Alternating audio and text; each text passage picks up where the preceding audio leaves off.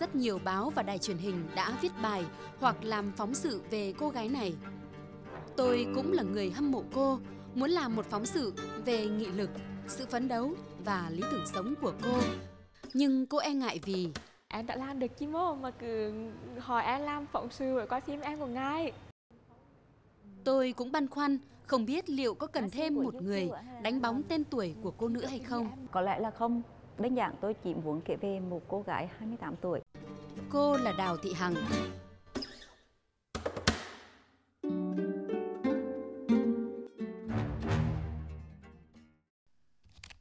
Tôi và Hằng quen biết nhau một cách tình cờ thông qua mạng liên kết các học sinh đi theo học bổng của chính phủ Úc qua Facebook. Ban đầu, tôi chẳng có ấn tượng gì đặc biệt về cô gái này, ngoại trừ nụ cười phớ lớ, những hoạt động tích cực của Hằng trong Hội Sinh viên Việt Nam của trường Đại học Adelaide, Nam Úc và những bài viết của Hằng về những trải nghiệm cuộc sống ở những đất nước, nơi mà Hằng từng đến.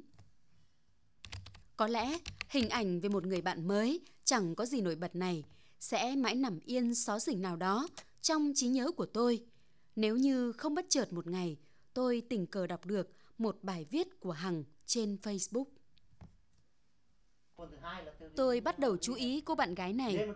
Liệu Hằng có gì đặc biệt mà thời gian vừa qua Hằng được báo chí quan tâm nhiều đến vậy? Anh Lê Đức Dục, phóng viên của tờ báo Tuổi Trẻ, người đã viết hơn 10 bài báo về Hằng, đã giải đáp những thắc mắc của tôi về cô gái này.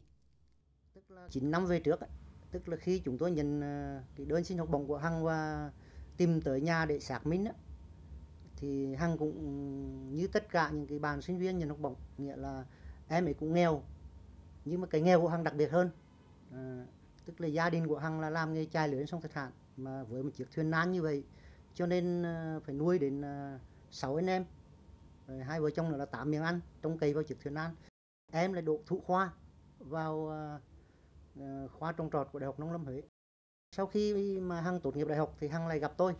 Hằng bảo là chú ơi, bây giờ cháu sẽ đi du học. Thì tôi rất là bàng hoàng, tôi không hiểu tại sao mà lại có thể đi học. Nhưng mà Hằng lại nói câu là nhưng muốn đi du học thì cháu học tiếng Anh đã.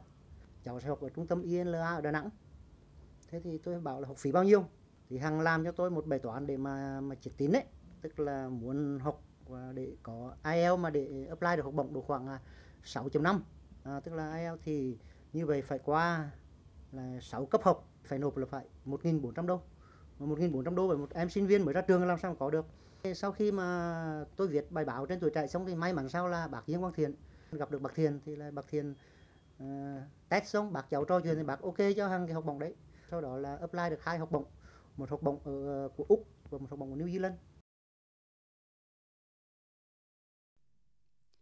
Hằng trở về nước vào tháng 12 năm 2012 sau khi nhận được tấm bằng thạc sĩ. Cũng như những người bạn khác của Hằng, tôi quan tâm hỏi cô học xong về làm gì. Hằng nói theo đuổi dự án kinh doanh mắm ruốc.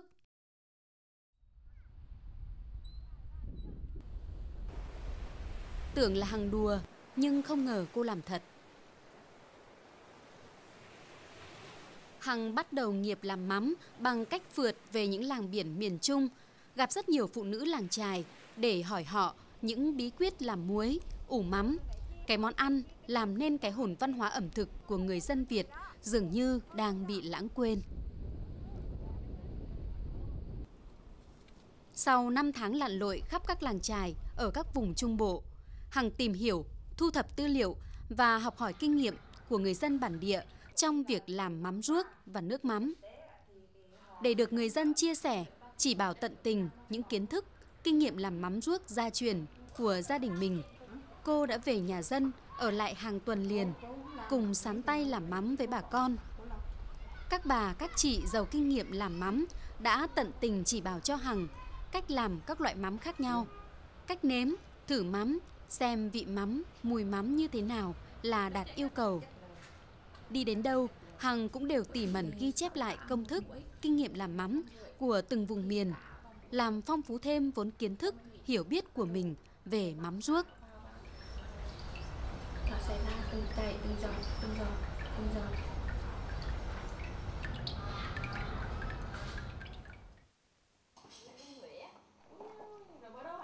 Nắm được bí quyết trong tay, Hằng vừa tự xây dựng cơ sở sản xuất mắm ruốc, vừa trực tiếp làm việc, đặt hàng với các hộ gia đình nghèo làm mắm nguyên chất lâu năm ở Mỹ Thủy, Cửa Tùng để giúp đỡ họ kiếm thêm thu nhập.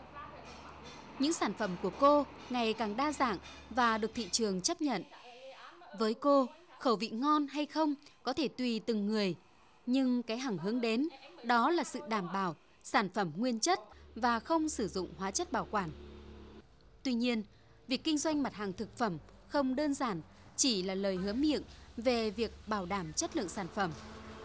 Cũng như bao đơn vị sản xuất kinh doanh mặt hàng thực phẩm khác trong nước, muốn có được một chỗ đứng vững vàng trên thị trường, phải có giấy chứng nhận, cơ sở đủ điều kiện an toàn thực phẩm. Hằng đã lặn lội vào Trung tâm Kiểm nghiệm Thuốc, Mỹ phẩm, Thực phẩm Huế để làm thủ tục kiểm nghiệm, xác định chất lượng các loại mắm ruốc do cơ sở của mình sản xuất. Quy trình kiểm nghiệm được thực hiện nhanh hơn Hằng tưởng, nhưng đây chỉ là bước dạo đầu nhẹ nhàng nhất trong cuộc chơi của những thủ tục hành chính mà Hằng phải đối diện trong quá trình thành lập doanh nghiệp sau này. Trong lúc chờ đợi thủ tục công bố đảm bảo vệ sinh an toàn thực phẩm và đăng ký bảo hộ ở Cục Sở hữu trí tuệ, Hằng dè dặt triển khai công việc kinh doanh của mình. Không có nhiều tiền để bung ra sản xuất lớn và làm truyền thông rầm rộ, Hằng sử dụng Facebook như là nơi quảng bá và cung cấp sản phẩm.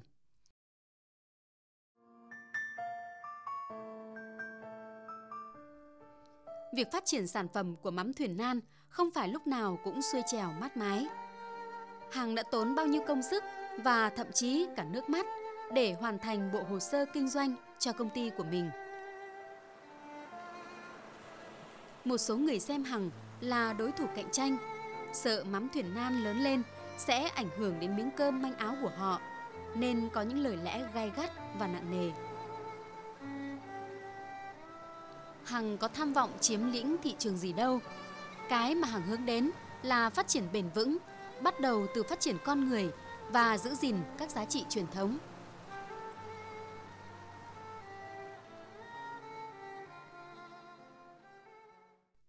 Tôi tìm về nhà Hằng vào một buổi chiều mưa đầu đông ở thị trấn Ái Tử, Quảng Trị.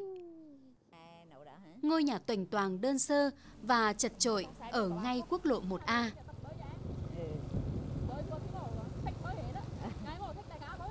Hôm nay là ngày thứ Tư, đúng vào ngày mà hàng tuần Hằng bán các sản phẩm mắm Thuyền Nan tại số 1 đường Lê Quý Đôn, thành phố Đông Hà, để sản phẩm của mình được đến tay người tiêu dùng nhiều hơn. Tôi cũng theo chân Hằng đi bán mắm. Dường như thành một thói quen, khá đông khách hàng đã đến chờ sẵn để mua mắm ruốc của Hằng.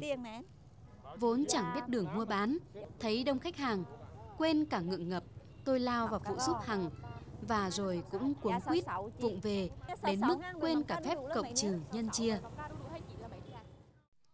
Tôi khâm phục Hằng, liệu tôi có đủ can đảm để ra đường ngồi bán hàng như cô hay không? Dường như không gì có thể ngăn cản được mục tiêu của Hằng. Hôm nay là một ngày vui đối với Hằng.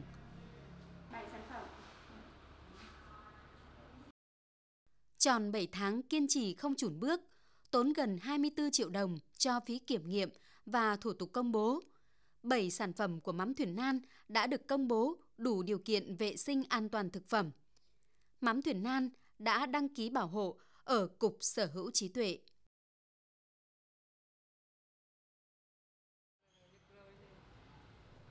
Gần 1 năm khởi nghiệp, bây giờ mắm Thuyền Nan đã có thêm chỗ mới khang trang ở siêu thị Quảng Hà, tầng 2 chợ Đông Hà. Giữa các sản phẩm có nhãn mác, có tên tuổi, nhưng thương hiệu mắm Thuyền Nan vẫn được người tiêu dùng tin cậy. Các chi nhánh, đại lý mắm Thuyền Nan đã được mở rộng khắp cả nước, và những em mắm đầu tiên của Hằng đã khăn gói quả mướp lên đường xuất khẩu sang Đức, Úc, Pháp và Mỹ.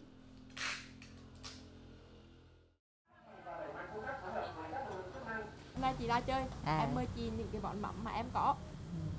Đây là mắm tôm chua này, đây là mắm dưa ca đu đủ này, đây là mắm nêm này, đây là mắm ruốc. Cái mắm ruốc nghĩ là ủ 3 năm để tán cây bơ, ăn phải có mùi vị thơm ngon, đặc trưng như vậy. Đây là nước mắm nguyên chất. Chị mời chị ăn thử coi nó như thế nào, khác với mắm Huế không? Mắm như Ngon tuyệt vời luôn.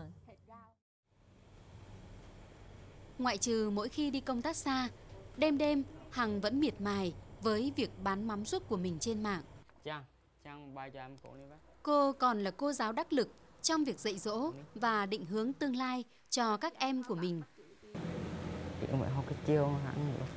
Cái này đọc là Central Processing Unit, thì kết quả lại trên màn hình của em đó là chức năng của CPU. Nói đây một thứ hắn bảo là lo thấy dương học hành xong rồi thì dương gọi như là từ quyết định thôi chứ còn này mà cùng chứ bơi rửa rồi thì là coi như là kéo ra rửa rồi thì chứ lo mà coi như là cha mẹ thì coi như các em lo mà tập trung vô mà coi như là mà lo thôi chứ đấy, mỗi người mỗi việc là thôi đấy.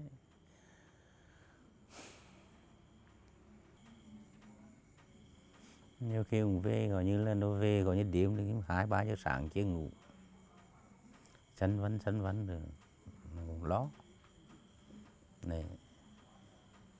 Rồi thấy nhiều khi nằm ngủ khoảng 15 phút thì thấy vùng dây gọi như này ngồi với đi máy này.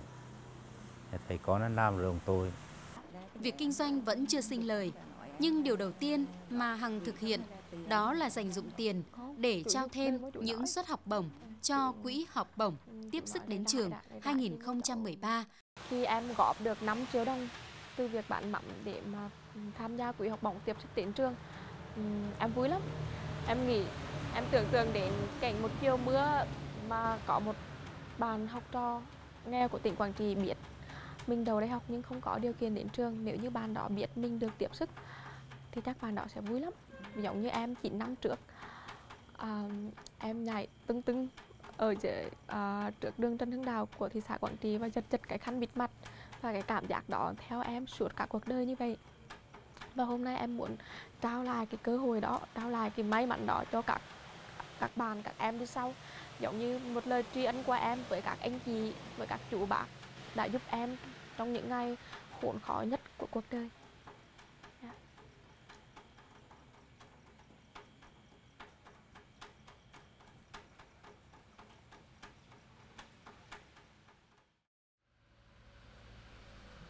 Chia tay Hằng, nhiều cảm xúc trào dâng.